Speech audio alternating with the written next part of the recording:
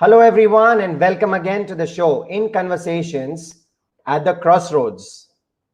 Today, we have a very, very special guest, Mr. Jitendra Agrawal, who is not only a guest, but also my mentor and my senior when I was working in HDFC Standard Life. I'm so excited to have him today on the show. But before I invite him, let me share some amazing thing which relates to him and his way of working. Celebrate small victories, but continue to strive for better. This will smoothen your path towards bigger success. Have small celebrations every time you achieve smaller milestones. Gift yourself something. It will motivate you to do better next time and every time. Self-motivation and appreciation are vital for bigger success in life. With this, I welcome you all again to the show and thank you very much for joining us week after week. This is 16th episode and it's been almost one and a half month that I've been religiously sharing the content about what Crossroads means. The whole purpose of this show is to bring various leaders, various personalities from different walks of life and let everyone know that we are not all alone. Everyone has a crossroad. It can be a choice, opportunity, options for growth, anything that you want to look at it, but it always will be there in your life. And to know how to sail through it, to go through it, let's hear it from Jitendra Agrawal. Let me first share something about Jitendra sir. He's a visionary leader, a business value creator, and a conscious seeker.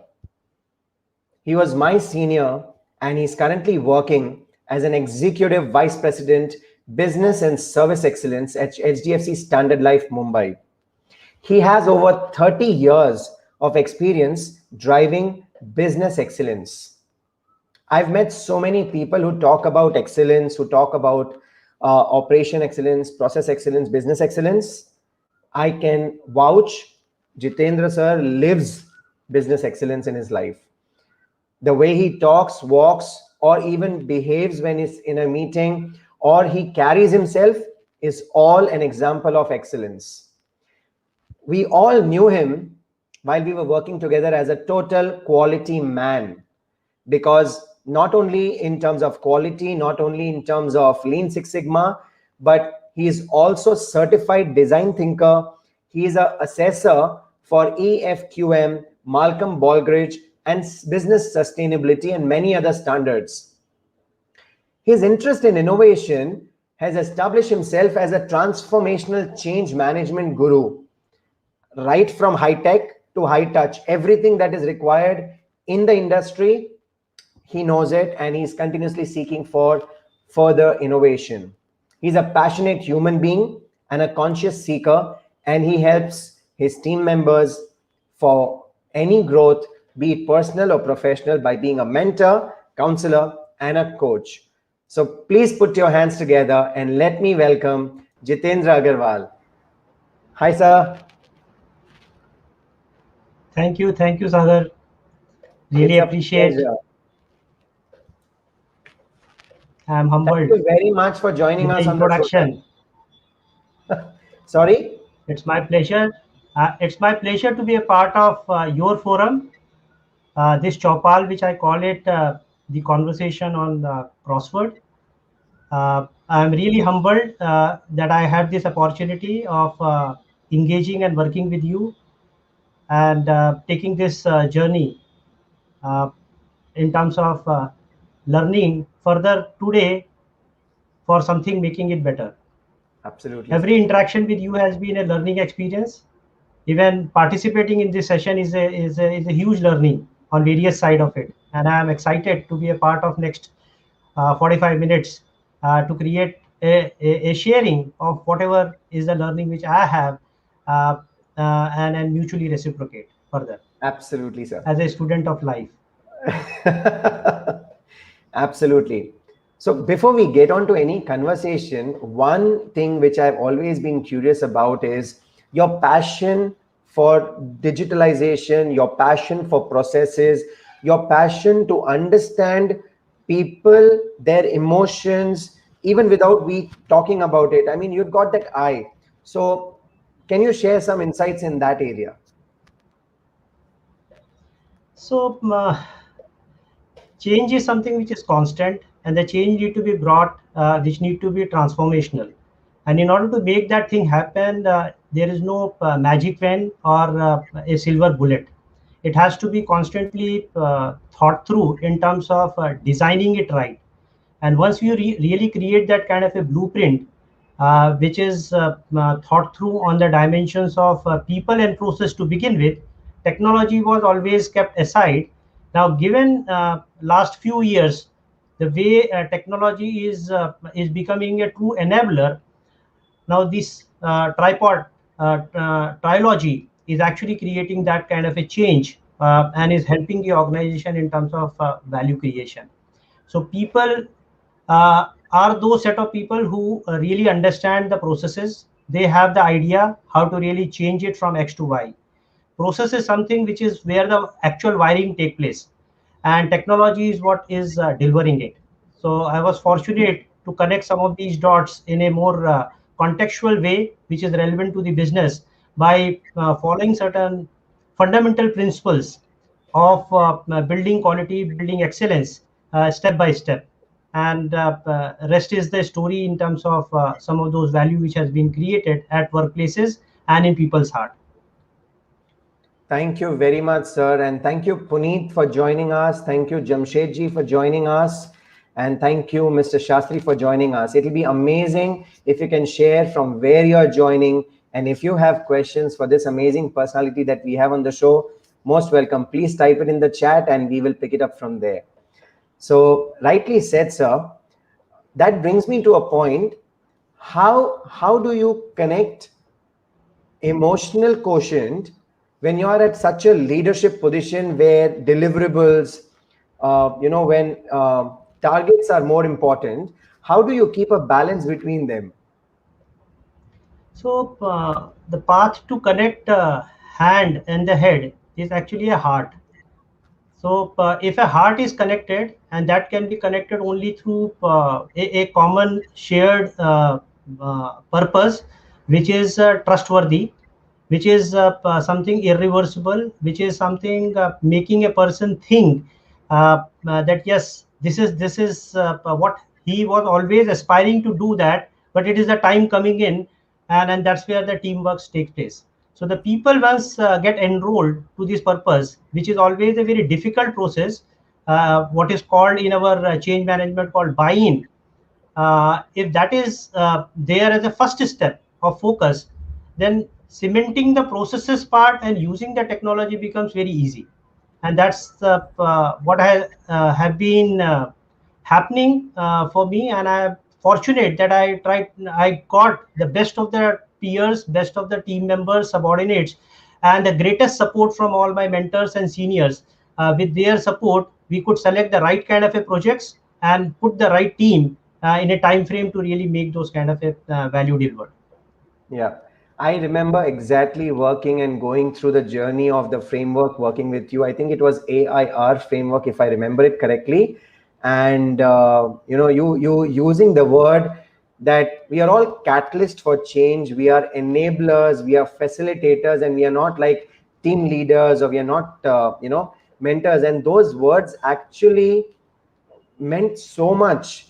I mean, just by being a catalyst or a facilitator, an enabler, that actually empowers the whole team to take ownership. And that's one thing that I've learned from you, and will always stay with me, no matter how much or wherever I work or wherever I go, because that's something touched my heart so much, that you at such a senior position, but you always approached us as a team, and you were as a part of the team. And kudos to your leadership. So inclusive thinking is what makes actually the change happen, and I'm glad that I had people like you who had an independent thinking and an ability to connect the dots very quickly and translate that into in terms of a blueprint. So it eased out the whole process of making that change quickly. Brilliant. So moving on with the show, sir, I would like to ask you certain questions and would like to know the insights from you and also some personal stories. So the first question which I wanted to ask you was, what does crossroad mean to you? Wow. So crossroad is actually a very big term. It has got various deeper meaning. But in order to really dissect and get a new perspective around it, the way I look at it is all of us are incomplete in some form or the other. And our journey or our endeavor is to really become complete. And the Almighty is also working towards making us and see us getting completed some way or the other.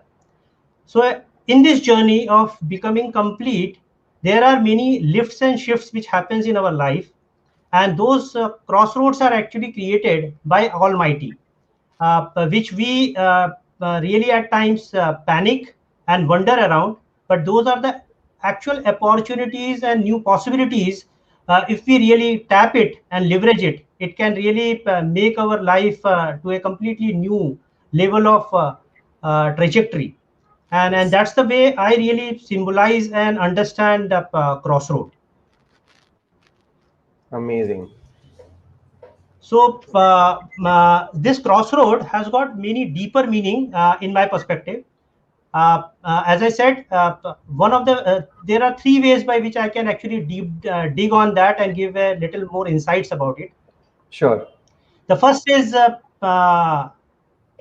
symbolically what this crossroad mean. Just stay with me and just flow and see crossroad when it comes to is nothing but a symbol comes as a hashtag. If crossroad need to be symbolized, the first symbol which comes is a hashtag. That means something which is very important, which is going to be attached with you, and the camera is on, you are now tagged on it. This action, the time for you begins. That's the first symbol which comes in my mind. Then Okay. when it comes to hashtag, the second symbol which comes in my mind is basically in our childhood, we used to play a game which is called as a tic-tac-toe. Now that tic-tac-toe reminds us that there is a playfulness which need to be really brought in this kind of a situation. And the first mover advantage is always there when we actually have experience when we play that game. And at the end of it, there is obviously a learning and an enjoyment. The third symbol, which actually is more vivid, which is coming in the form of a cross, some kind of a negation or a rejection, which people perceive it. But the way I look at this particular cross as a multiplier in our life, and in with this hashtag, with tic tac and multiplier, when you add them in your life, your perspectives are very different in terms of really responding to the future possibilities which you can really bring in your life. That's what I call this as symbolic meaning associating, because the more is the right meaning attached, the rest of the energy flow really takes place around that. Wow. I mean, you have actually changed the meaning of crossroad, because I think all the generations right now who is on social media will attach to hashtag, and they know that hashtags are very important, and without hashtags the content is incomplete. Then you talked about tic-tac-toe, which made me go back to my childhood and playing that X and Zero and playing that game. So again, it's a child's play. A crossroad is basically a child's play and also a game. So if you make it a game, there's no stress. And third, I mean, making a cross, which is like a no, which is like a stop, which is like a big negation, you converted that into a multiplying factor. That is amazing. I mean, wow. This will go a long, long way with me. I mean, I'm sure to take it forward. Yes, sir. You're trying to I say understand. something. Yeah. So once you really bring in these kind of a symbolic thing, crossroad to me is actually a chauraha, which we understand and speak in Hindi. It's a conjunction of four paths. Now that's the only unique place where there are larger space created around you. Rest all the places, including this room where I am sitting, I am actually getting blocked either by a front or from the back or from the ceiling.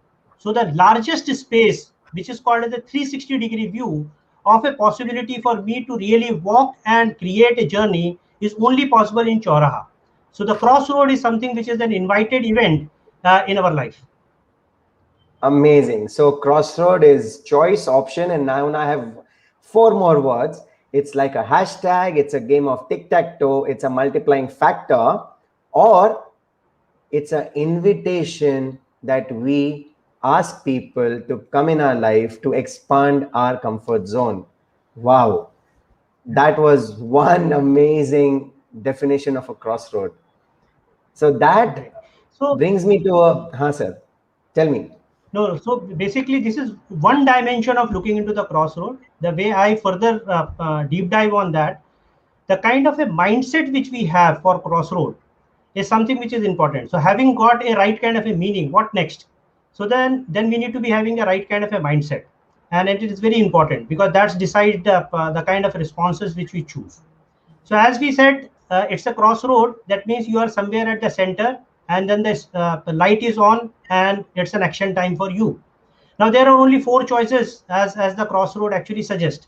One is that move back, which I call this as a strategy or an approach called as no other go. If you have no other go, then possibly you can take it, because even Lord Krishna has taken that as a ranchod kind of a strategy. Then you take a next stand saying that okay, wherever you are, you need to be really looking left and right, which I called as a neither nor strategy. So where you are actually diverting your energy rather than really moving forward, you are actually trying to get into a divergence. So it's a neither nor strategy or approach kind of a thing.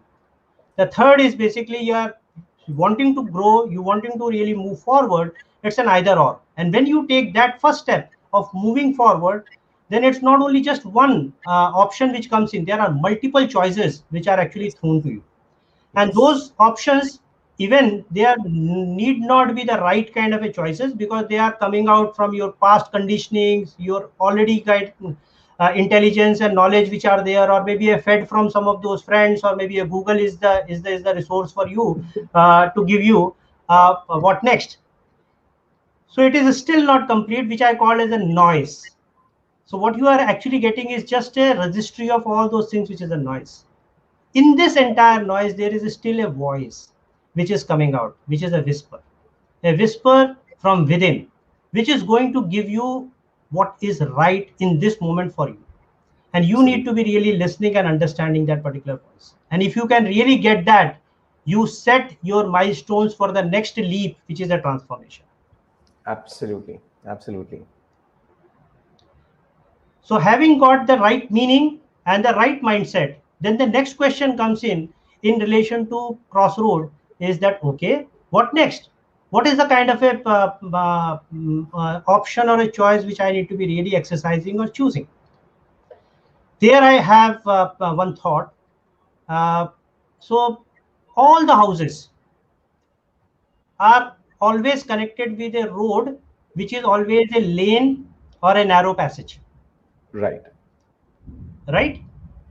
And the only place you are actually seeing a traffic jam. But if you want to be really riding with a speed in the right direction, in the manner of your pace of your dream, is a highway, is a Yes. national highway. And the junction point of your house lane to the larger universe home is always going to be a crossroad. You need to be Absolutely. really understanding that if you are in that crossroad, that means you are getting away from your house and your entry to the home is going to take place. Wonderful. This national highway is actually a highway which I call it as a highway number 1/0. Okay. What I mean by that is basically it starts with a negation or a no, put a 0 to that value Okay. and put ha, yes in your life. And the moment you do that, that 1/0 becomes a possibility for you in terms of infinity. Yes. That's what is a crossroad. It's a world of opportunities for lifting and shifting you from wherever you are to a completely new destination, what you are destined for, where your potential is. Amazing.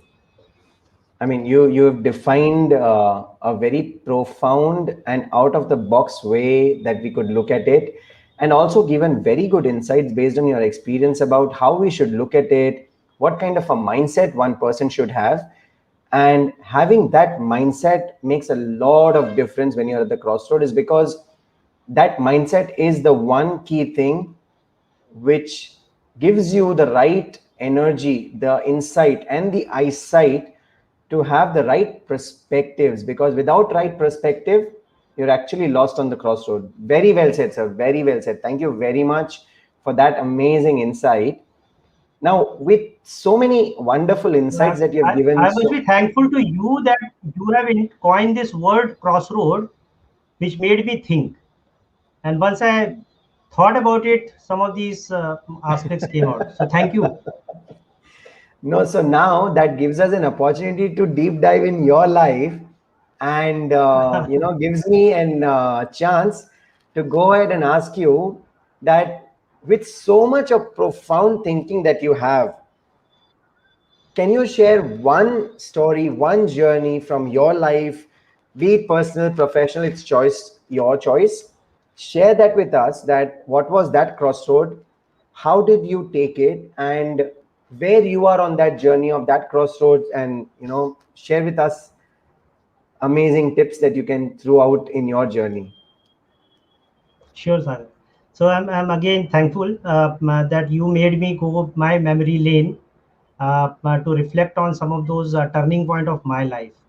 So there are a couple of things which I'll be sharing, completely trusting the follower group, the viewer group, and I'm sharing some of my personal secrets of life. I person, I think the life gives us huge opportunities. People have various stories to uh talk जाओ about खुले. it. Now, in this story to really narrate, I will give you some background of mine. I basically belong to a very an Agrawal family, which is more on the service side of it, not a business side. So, unlike Agrawals are being looked upon, so my teachers, my friend used to always wonder and say that, okay, you must be very rich. But the fact that we had very struggle in terms of a financial side of it, and I was doing tuitions. My mother used to do tuitions in those early days, and Papa used to find out some alternative sources of income to ensure that we really have a very, very happy and satisfying life at the end of it. And the only means which we could connect at that point of time in his vision was that my kids should be getting right education and right kind of food and clothing. So no luxuries of life, but the basics were taken care of. And since there was so much of emphasis on career and studies, fortunately our academics have been very good all along. I had first number one, number two kind of a scoring throughout my academics. Now there came a time that the only aspiration was that, okay, one day I should become an engineer. Papa was aspiring that I should be having an engineering from IIT. Being in Bombay, having traveled all the way from Allahabad and very close to IIT, I was just 5 minutes away from IIT. So that's the right place to get into. But how to get into what kind of thing, we really do not know. So once I joined by engineering with that aspiration and the Bengal on the table as a bet, just to take care of all my finances, there was a lot of expectation around me. So try to make all my effort to really do my best. And I know that if I will be completing my engineering with first class, with the right kind of a rank, there is a possibility of a job, campus interview and campus selections and so on and so forth. So life can be set. That's the way logical thinking was. And many other things will fall in place. First year of engineering, when I started, the same academic enthusiasm, hardworking rhythm, I failed. I failed in two subjects, which is engineering drawing and and mechanics. Failure was something which was unheard, not thought of, can't associate with, and one can really relate what might have happened on that particular day when the result was declared and this news was uh, uh, revealed with the family members. The entire dream and desires were really completely shattered. What will happen next? Because at that point of time, even to really get into some kind of a summer training and other thing, you need require at least in L&T kind of a company which was respected at that point of time, you need to be first class and you need to be all passing. So the first ball out. Now there are 7 subjects, 7 semesters. It's like a 7 oceans to be really clean and cleared. How to really go about it? I made an attempt in the second semester with the coverage to the first semester, and it was very interesting maths. So 4 plus 6, these are the 10 marks grace which was really required. But university offers 10 marks, but with a maximum of 5 marks. So the grace was something which was not available to me. So the second semester, I have to now complete these 2 subjects as well as all the new 7 subjects. Correct. Come second semester, I qualified for the past the first semester, failed in 3 subjects in second semester: engineering drawing, mechanics, and chemistry. Now these are the things which are actually unrelatable, unheard. 3 marks, 7 marks, 5 marks required. Again, 15 marks can be provided as a grace, and I am requiring 15 marks, but in a combination which is not what is allowing the grace to be really made available to me. Correct. Now, this is something which is a pondering point and reflection point for me. So, I am the same, academically brilliant, doing my best, making all my effort, but things are not falling in place. Something is going wrong. Even the grace is not available. And that is the reflection point for me to really look into and tapping the source of the grace rather than the graces which are available in the world. And that was the turning point for me to really look into the spirituality and the different dimension, that there are some forces which are beyond me, not my hard work, not my blessings, not my efforts are working for me. And that once was really tapped, it started like many in the form of some prayers, in terms of some ritualism and other thing. It made my second semester completed. And I completed my first semester, second semester, first year was done. And in the third semester, I appeared to be topper in the class and have got a flying colors in many other subjects. I said that things are sorted and it's really moving for me. So no returning back, no looking back. Come fourth semester, I again failed.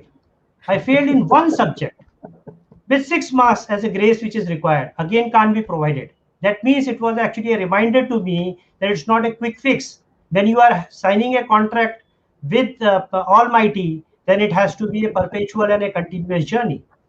And those are the messages which are very symbolic, which are very vivid and very clearly coming forth. I remain the same, but many things changed in my life, and I have never looked back.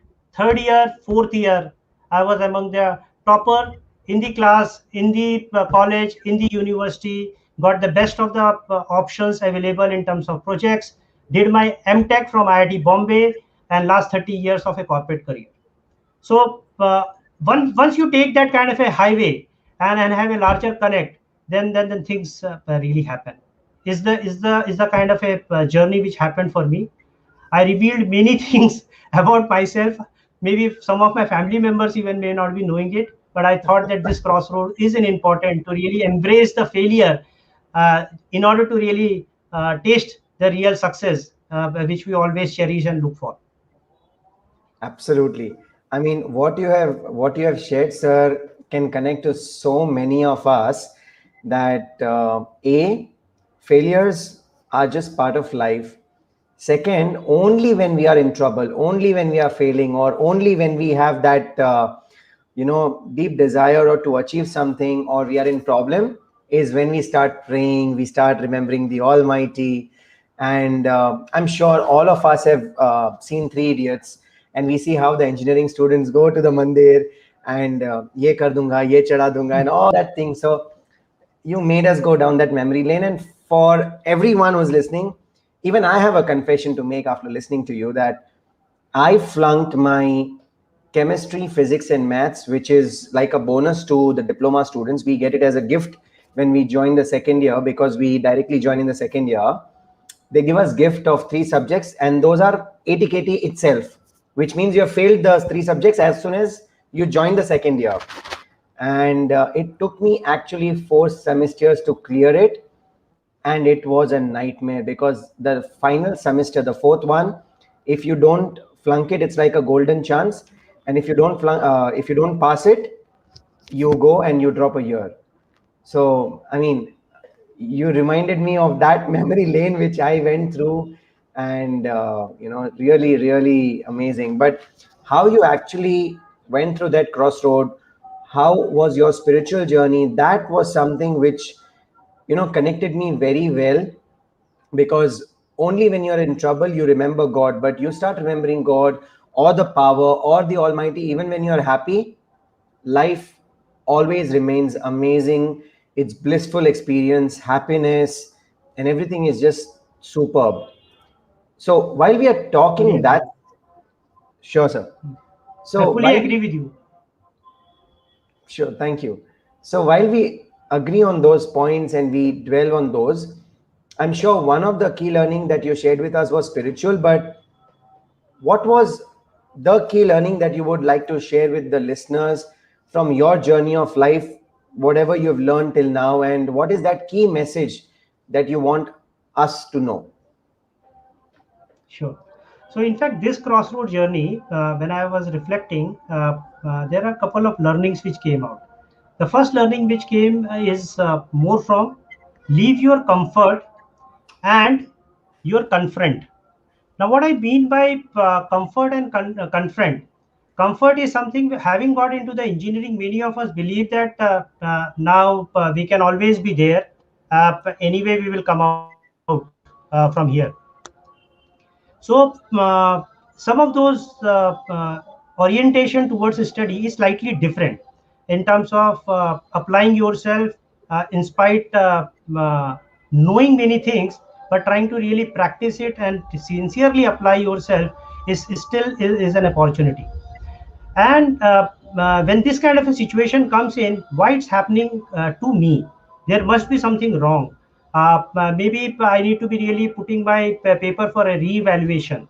I need to be really thinking about that there are certain things which came out which is out of the syllabus and so on and so forth. So I could put all my energies in those directions, versus if I really concentrate and focus rather than looking into my comfort zone by revisiting my belief system and some of my confronting kind of a zone, possibly I will be better off and use that energy for something else. So that is the first learning which I really had from here. Second came as a learning that what I call is an inclusive and internal thinking. What it means that whenever there is a performance of ours which is taking place, we believe that it is because of me, but there are many forces which are behind you, which may be in the form of a blessings of the parents, the supports of the friends, and many other people, could be the teachers, the mentors, and the entire ecosystem who is working behind you to really make you successful. But we are possibly oblivious to them. We forget about them. So whenever a performance is to be really looked into, or your reality of life is to be looked into, it's not because of you, it is in spite of you. And if that realization is there, then possibly you are better off as a human being. Then the third biggest learning which actually I had, that many of us really celebrate our success, but they actually forget why that is making them successful. That there is an element of forgetfulness when the success comes in, and when it comes to failure, they actually don't forgive them. And in both the situation, they are actually creating a block for themselves. Life is all about, on both these moments, which is where the success or a failure is coming, take a learning as an essence and then move on. And if you can really have that kind of an attitude, then you are creating a journey, otherwise you are stationed. Amazing, amazing. So that's really wonderful to know how Jitendra presented right from what Crossroads mean to him, the story that he shared with us, and the key learning about confrontation, believing in itself, following in terms of nature, and not forgetting that we are connected in this universe. It's really nice to hear such amazing feedback from him, and get to know such meaningful insights. And I am privileged to have you on the show and you sharing such wonderful insights, sir. It's really an honor to know all that. Coming to that, I am so excited now to know, out of all the chapters in the book, which is your favorite chapter from the book At the Crossroads of Life, and why? So first and foremost, thank you, Sagar, for sharing this book with me. And this is one of the few books among various books which I have read where I have read end to end. What I mean by that, I have a style of reading only few initial pages, and if that interests me, I get into that. I try to find out some figures and some visuals and diagrams, and through that I create my own imprints and interpretations on the book. But this is one book which is very short book, and it drew my attention for various reasons, because of the right kind of a title, the right kind of people who have endorsed it, and the manner it has been really written. And because knowing you, it was a natural curiosity to know that, okay, what happened to Sagar when he left HDFC Life, where he is currently and how he has actually completed his journey. So with that curiosity, I started that particular book, and since it was a short book, I completed it. It was pretty engaging. uh, Let me be very frank with you. Every chapter was like a thrill for me, because it was building on, and then there is some thriller which is attached kind of a thing. So what happened next? What happened next? So I was putting myself into Sagar's shoe and try to see that, okay, now from where he is getting this fund, how he is actually responding to this challenge, and so on and so forth. So so there is no one particular chapter which actually what I wanted to talk about. What I want to talk about is, this is a complete book, and in that book there are three move points, and this move point is something which made me move. The first was what I call as a tipping point. In that tipping point, when Sagar and his mother, father, getting into a kind of a trap or a situation of a water flooding, made Sagar come up with a dream. Now, the dream of that having a villa where there will be a lake, and they will be really seeing that lake and enjoying the tea rather than getting worried about the flooding of water in the house. That visioning was the tipping point which made me really moved. So the dreaming is the starting point of this book, which made how is this dream then getting fulfilled. Then came the inflection point, and that inflection point is that, okay, in order to really get to that kind of a fulfillment, what is that Saga doing in terms of mobilizing these resources and different alternative ways of finding out the generation of fund. And one of the method, the way you spoke about it, I am able to relate, because I was doing tuitions at some point of time. So that you were selling fireworks, firecrackers. Now that was making me really understand at a very deeper level that what kind of a reality from where you were and what you wanted to really get into that. And from there you mobilized your resources and you landed in UK. It's like for you, I'm sure landing in a moon is the kind of a moment which has taken place for you. And then there is a no return point, which is a third phase of your journey through this book which I got, where I think it was already destined, it was written. You got a return ticket, you got into a connect with Mercedes, you got into from there to join with an appointment letter at Nasik, which is your birthplace, which is very amazing how the universe is really connecting these entire dots. Now, it can't be looked upon that, okay, Sagar has created it. Somebody has already crafted and created, Sagar only played that role, is what I was actually seeing when I was reading your book. Absolutely, sir. I totally agree with what you're saying. We are just puppet in this universe, and we have to play our role with complete integrity. We talk about integrity in workplace, but what about integrity in life? What about integrity with the company that we are working, which is created by Almighty, and He's a CEO of that company, which is the world. So, that's really, really amazing thought. Now that we've come to the end of the show, I would leave to you if you have any questions, if you want to share something, any message, any questions, feel free to ask, sir. Thanks, Sagar. So before I actually want to talk about maybe a last few words and messages, I wanted to really put up a question to the larger audience who are there in terms of do they want to really see a sequel to this book, Crossroad? Are they really liking the conversation, the content, and the details, and they wanted to really see the next version?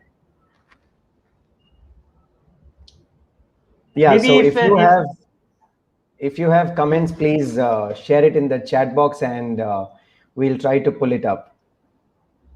So I'm sure if a positive response maybe from 100 people comes in from this viewer group, that will inspire Sagar to really think in that line to create a Krish 2, kind of a sequel for Crossroad. Yeah. So the comments would come in a delayed form, because the live is on Facebook, YouTube, and LinkedIn. So as and when it comes, we will know. And if you're watching this not live, but you're watching a pre-live session or a recorded session, please share it in the comments, and we will be more than happy to know it. So right now we have a few answers, like Jamshedji saying, "Keep up the good work."